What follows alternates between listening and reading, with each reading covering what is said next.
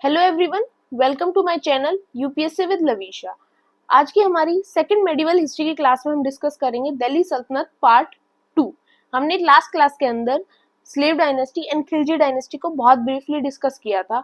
अब हमारी remaining 3 dynasties को हम इस क्लास के अंदर डिस्कस करेंगे और साथ में थोड़ा सा लैंड सिस्टम भी देखेंगे कि दिल्ली सल्तनत के टाइम पीरियड के अंदर लैंड एडमिनिस्ट्रेशन और लैंड का सिस्टम किस तरह से चेंज हुआ और दिल्ली सल्तनत का एंड कैसे हुआ। हमारी रिमेनिंग डायनेस्टीज है। हमारी फर्स्ट डायनेस्टी है तुगलक डायनेस्टी, देन हमारी Sayyid and then Lodhis dynasty. अब जब आपकी तुगलक डायनेस्टी का टाइम पीरियड चल रहा था, तुगलक डायनेस्टी एंड हुई थी आपकी 1414 सीई के टाइम पीरियड के अंदर, बट जिस टाइम पे तुगलक डायनेस्टी का टाइम पीरियड चल रहा था उसी टाइम पे इंडिया के अंदर हुआ था मंगोल इन्वेजन। और मंगोल इन्वेजन हुआ और कुछ जो तुगलक डायनेस्टी के लास्ट के रूलर्स थे वो भी काफी वीक थे। उसकी वजह से क्या हुआ, दिल्ली सल्तनत का डिक्लाइन होना स्टार्ट हो गया और जो एक पावर दिल्ली सल्तनत के पास थी, जो उन्होंने इंडिया को कवर कर रखा था, वो चीजें धीरे धीरे डिक्लाइन होने लगी। और उसके बाद जो सैयद्स आए वो भी इतने पावरफुल नहीं थे। सैयद खुद मंगोल्स की हेल्प की वजह से दिल्ली सल्तनत को कवर कर पाए थे और उसके बाद सैयद को बहुत शॉर्ट टाइम पीरियड के अंदर ही लोधीज ने ओवरटेक किया। अब दिल्ली सल्तनत की पावर वीक ऑलरेडी थी, उसी चीज का फायदा किसने उठाया? बाबर ने उस चीज का फायदा उठाया एंड 1526 सी के टाइम पीरियड के आपका फर्स्ट बैटल ऑफ पानीपत हुआ, जिसके अंदर बाबर ने लोधीज को हराया और मुगल एम्पायर की एक फुल फ्लेज्ड स्टार्टिंग की इंडिया के अंदर। तो इस टाइप से आपकी तीनों डायनेस्टीज को हम देखेंगे, फिर लैंड सिस्टम को देखेंगे और उसके बाद हम अपने दिल्ली सल्तनत के टॉपिक को एंड करेंगे। Let's start. Tughlaq dynasty rule कब तक रहा? 13202 टू 1414 एडी तक। तुगलक डायनेस्टी के मेनली हम 4 रूलर्स के बारे में देखेंगे। स्टार्ट करते हैं Ghiyasuddin Tughlaq, founder of Tughlaq dynasty. इन्होंने एक टाइटल लिया गाजी। ये पहले ऐसे सुल्तान रहे जिन्होंने इंडिया के अंदर इरिगेशन की स्टार्टिंग की। इन्होंने एक बहुत स्ट्रॉन्ग फोर्ट भी बनाया कॉल्ड तुगलकाबाद नियर दिल्ली। अगर करंट लोकेशन देखेंगे तो फरीदाबाद हरियाणा, जो दिल्ली के बिल्कुल टच में है, वहीं पर आपको ये फोर्ट मिलेगा। आज के टाइम पे इस फोर्ट का कंप्लीटली डिस्ट्रक्शन हो चुका है, इसलिए आपको कंप्लीट फोर्ट की फॉर्म में ये नहीं मिलेगा, बट आज भी काफी बड़ा एरिया तुगलकाबाद फोर्ट दिल्ली के नियर अबाउट कवर करता है। अमीर खुसरो के जो फेमस वर्क है तुगलकनामा, वो भी किसकी राइज से डील करता है? गियासुद्दीन तुगलक। ये भी आपको याद रखना है। नेक्स्ट इंपॉर्टेंट रूलर रहे मोहम्मद बिन तुगलक। 1325 टू 1351 तक इन्होंने रूल किया। इनके टाइम पीरियड पे दिल्ली सल्तनत का डिसइंटीग्रेशन स्टार्ट हुआ था। वो क्यों हुआ था? उसका मेजर रूलर ये था कि ये रूलर तो काफी स्ट्रांग थे, बट इन्होंने कुछ एक्सपेरिमेंट्स करना स्टार्ट कर दिया था। जैसे उन्होंने एक एक्सपेरिमेंट किया कि इन्होंने दिल्ली से कैपिटल चेंज करके इन्होंने अपनी कैपिटल दौलताबाद कर ली। अब दौलताबाद का जो रीजन था वो थोड़ा साउथ की साइड था और उसकी वजह से क्या हुआ, ये नॉर्थ का जो रीजन था दिल्ली सल्तनत का, उसके ऊपर ध्यान नहीं दे पाए। और जैसा कि हमने हिस्ट्री में देखा है कि उस टाइम तक जो सी रूट था वो इतना वेल इस्टेब्लिश नहीं था और मेजरली जो पावर्स अटैक करती थी वो कहाँ से करती थी? नॉर्थ की साइड से। जितने भी हमने रूलर्स देखे सभी सेंट्रल एशिया की साइड से, सबने कहाँ से एंट्री ली इंडिया के अंदर?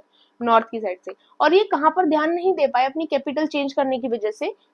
नॉर्थ की साइड। इसकी वजह से धीरे धीरे दिल्ली सल्तनत का डिसइंटीग्रेशन स्टार्ट होने लगा बिकॉज ऑफ हिज एक्सपेरिमेंट्स। उसके अलावा इनका इंपॉर्टेंट क्या था कि इब्न बतूता जो मोरक्को से बिलोंग करते थे, काफी इंपॉर्टेंट फॉरेन ट्रेवलर रहे इंडियन हिस्ट्री के लिए, बिकॉज इन्होंने इंडिया के बारे में काफी कुछ लिखा। वो भी किस टाइम पीरियड के अंदर इंडिया के अंदर आए थे?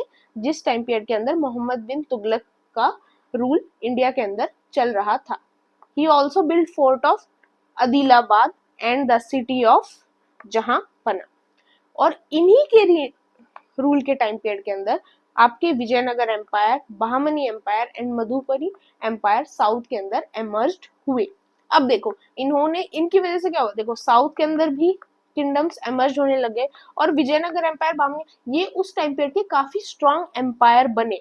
इसकी वजह से साउथ के अंदर से भी दिल्ली सल्तनत का इम्पैक्ट खत्म हो गया और इन्होंने नॉर्थ की साइड थोड़ा सा ध्यान भटकाया। उसकी वजह से नॉर्थ के रीजन के अंदर भी दिल्ली सल्तनत का जो रूल था, जो इम्पैक्ट था, वो धीरे धीरे डिक्लाइनिंग फेज में आना स्टार्ट हो गया। और जो कमी थी वो किसने कंप्लीट की बाद में? मंगोल इन्वेजन ने। मंगोल इन्वेजन किसने किया? तैमूर्स ने। और उससे क्या हुआ, और ज्यादा डिक्लाइनिंग फेज पे दिल्ली सल्तनत चला गया। अब इनके बाद नेक्स्ट रूलर आए फिरोज शाह तुगलक 1351 टू 1388 तक। इन्होंने भी काफी चेंजेस किए और ये भी one of the important ruler है तुगलक डायनेस्टी के भी और one of the important ruler of Delhi सल्तनत एज वेल। इन्होंने adopted policy in the Delhi Sultanate of trying to appease the nobles, army, theologians of asserting his authority over only such areas which could be easily administered from the center।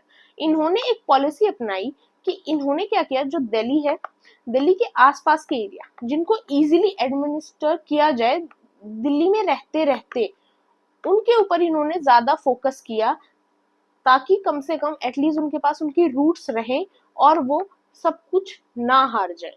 और इन्होंने क्या किया, इक्ता system को दोबारा से revive किया और उसको साथ में हेरिडिटी भी बनाया कि ताकि अब इक्ता सिस्टम को दोबारा से बंद ना किया जाए और इक्ता सिस्टम की हेल्प से सारी चीजें चलती रहे। और इक्ता सिस्टम आपका क्या था, यही कि एम्पायर को जो लैंड है उसको अलग अलग नोबल्स के बीच में डिस्ट्रीब्यूट कर दे जिससे कि वो बहुत अच्छी तरह फ्लरिश्ड हो पाए और एक एम्पायर का सिस्टम बहुत अच्छी तरह चल पाए। और उनके टाइम पे क्या हुआ, अपॉइंटेड खाने जहां मकबल क्या थे, वो एक तेलुगु ब्राह्मण थे, उनको उन्होंने एज अ वजीर और अ प्राइम मिनिस्टर अपॉइंट किया दिल्ली सल्तनत का। और उन्होंने काफी चीजें आर्मी के अंदर भी चेंज किया और काफी चीजों को हेरिडिटी भी डिक्लेयर किया।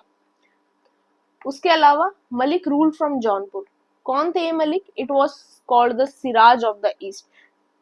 मलिक मोहम्मद जैसी जो ऑथर थे पद्मावत के, जिन्होंने अलाउद्दीन खिलजी और वो पद्मावती वाली स्टोरी लिखी थी, वो भी कहाँ रहते थे? जौनपुर के अंदर ही रहते थे। इन्होंने प्रोहिबिट किया किसको? Practice of Muslim women going out to worship. इन्होंने मुस्लिम वुमेन को बाहर जाना भी प्रोहिबिट कर दिया। इन्होंने जजिया को एक सेपरेट टैक्स बना दिया। जजिया क्या था? जो टैक्स हिंदूज के ऊपर लगता था अपने रिलीजन के लिए, और जो टैक्स हिंदूज को देना होता था सिर्फ, ये एक रिलीजियस टैक्स था जो नॉन, आप हिंदूज भी कह सकते हो या फिर आप नॉन मुस्लिम्स को जो टैक्स देना पड़ता था वो टैक्स होता था जजिया टैक्स।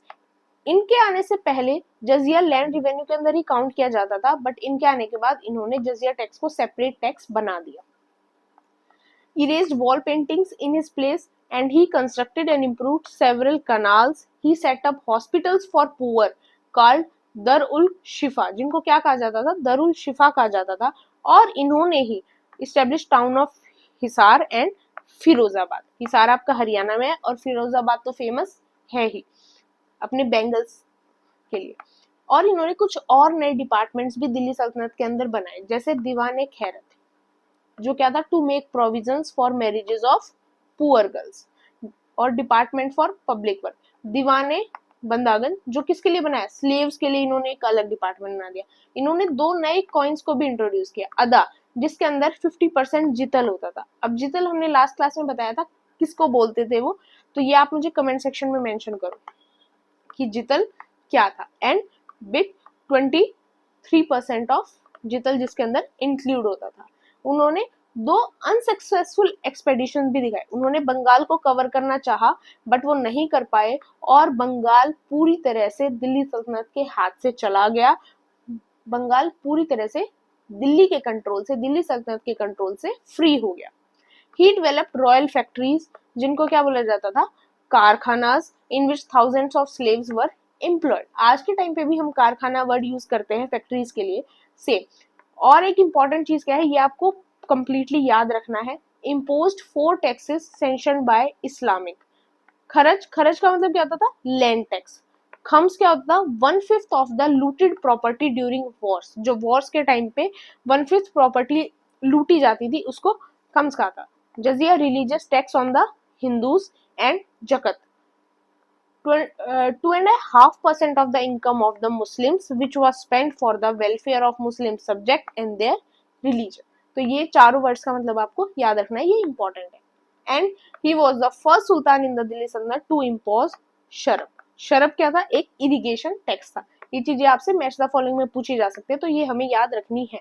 और मेडिवल हिस्ट्री से ऐसे ही क्वेश्चन मैक्सिमम टाइम पे यूपीएससी के अंदर पूछे जाते हैं. और आजकल तो वैसे भी यूपीएससी काफी एक्सेप्शन स्टेज पे है, तो हमें सब कुछ बहुत अच्छी तरह समझकर और ऑन द पॉइंट ही याद करना है. फिर आए नसीरुद्दीन मोहम्मद 13902 1398 तक. He was the last ruler of the Tughlaq dynasty. Timur invasion या मंगोल इन्वेजन उस टाइम पीरियड के अंदर चल रहा था जिसने दिल्ली सल्तनत को वीक कर दिया था. When Taimur entered दिल्ली सल्तनत there was no opposition. He withdrew from India in 1399. उनका ऐसा कुछ अपोजिशन नहीं मिला और वो यहाँ पर एम्पायर इस्टेब्लिश करने आए भी नहीं थे. वो सिर्फ अपनी जो थोड़ा इम्पैक्ट दिखाने के लिए लूटपाट करने आए थे और फिर उनको अपोजिशन ऐसा कुछ मिला नहीं, बिकॉज ये बहुत पावरफुल रूलर थे नहीं, इतने अप्रोप्रिएट थे नहीं उस पोजीशन के लिए, इसलिए वो बाद में 1399 में चले गए. एंड दिल्ली सल्तनत disintegrated towards the beginning of 15th century. अब 99 के बाद तो 15th सेंचुरी की स्टार्टिंग हो रही थी और उस टाइम पीरियड तक दिल्ली सल्तनत बहुत तेजी से डिसइंटीग्रेट होना स्टार्ट हो गए और नई कोई इंडिपेंडेंट स्टेट सेटअप नहीं हुई. And the Tughlaq empire came to an end in 1412. इस तरह से जो तुगलक एम्पायर था 1412 तक आते आते बिल्कुल ही खत्म हो गया. ये लास्ट नॉन इम्पोर्टेंट रूलर थे तुगलक डायनेस्टी के. अब उसके बाद आई सैयद डायनेस्टी. सैयद डायनेस्टी कैसे आई? स्टार्ट किसने की? खिर्ज खान ने. और इन्होंने रूल कितने ईयर किया? ओनली 6 to 7 ईयर्स इन्होंने रूल किया.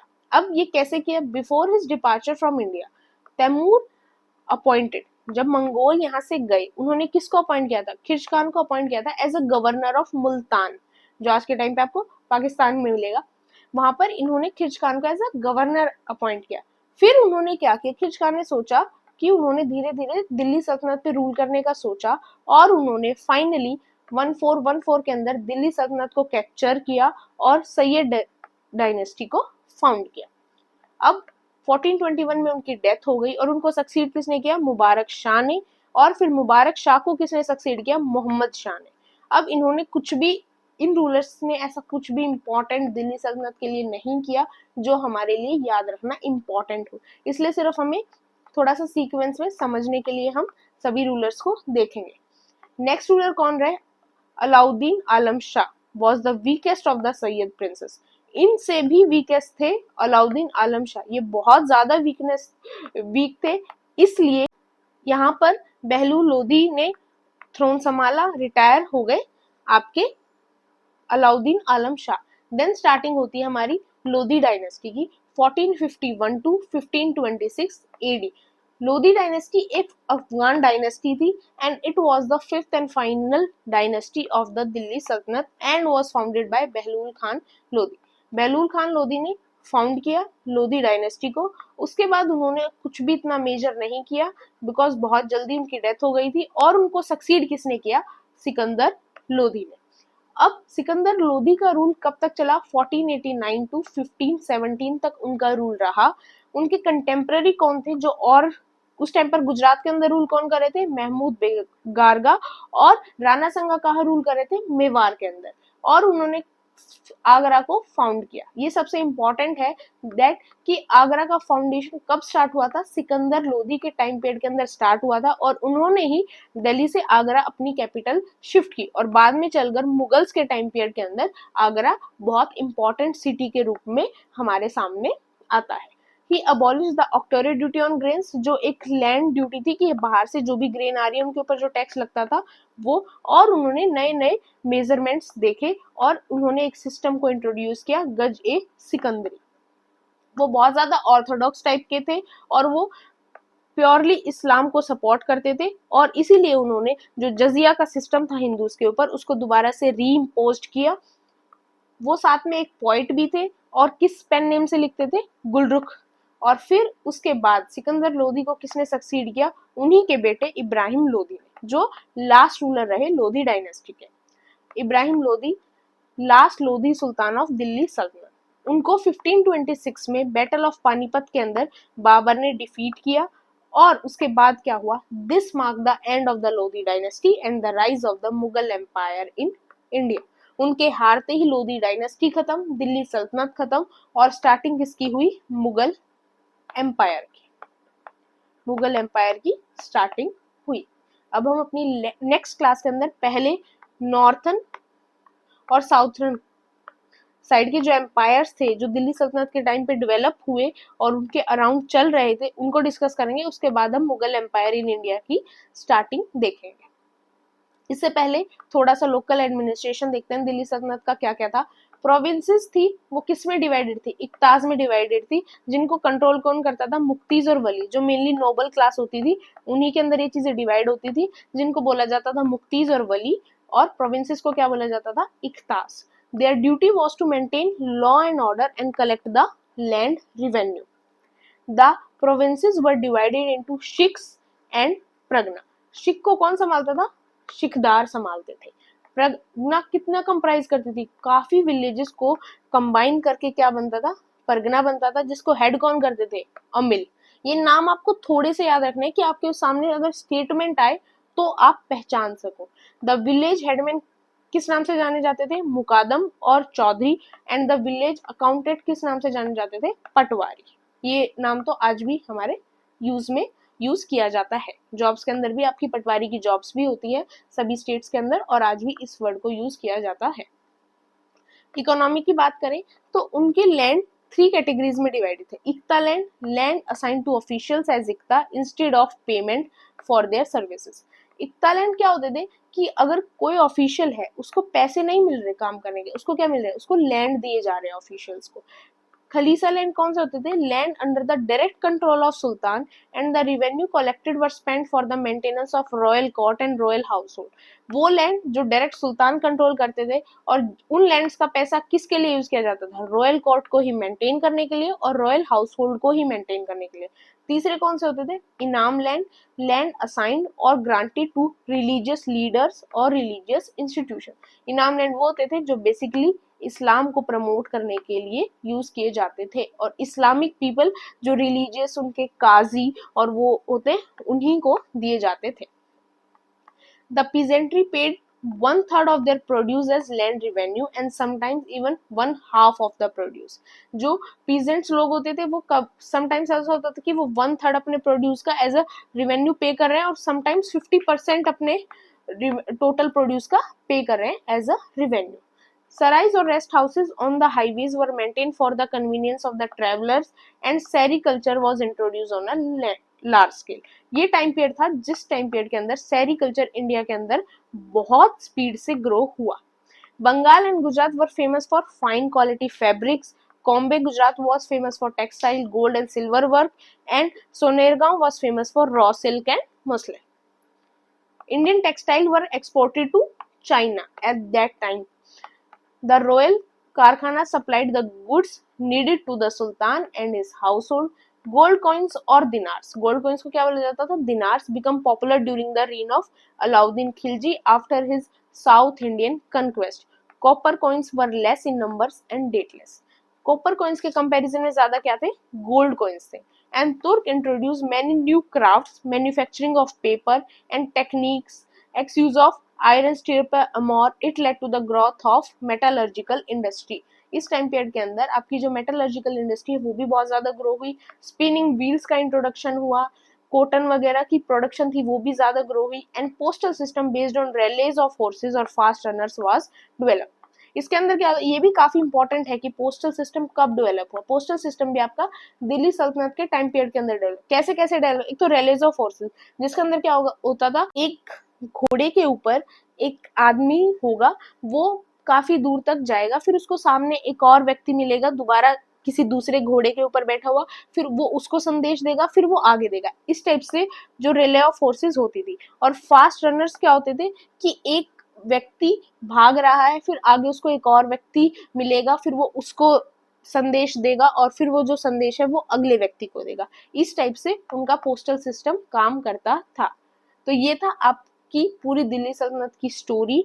इससे ज्यादा दिल्ली सल्तनत के बारे में कुछ भी जानना हमारे लिए इम्पोर्टेंट नहीं है। हमारे यूपीएससी पर्सपेक्टिव से भी, और अगर आपका कोई पीसीएस एग्जाम है उसके पर्सपेक्टिव से भी। अगर आपको मेरी वीडियो अच्छी लगी हो, do subscribe my channel, like the video, share the video. कोई भी डाउट हो do mention in the comment section. PDF चाहिए, पीडीएफ टेलीग्राम चैनल के ऊपर मिल जाएगी, लिंक डिस्क्रिप्शन बॉक्स में है। So don't forget to subscribe my channel and thanks for watching my video.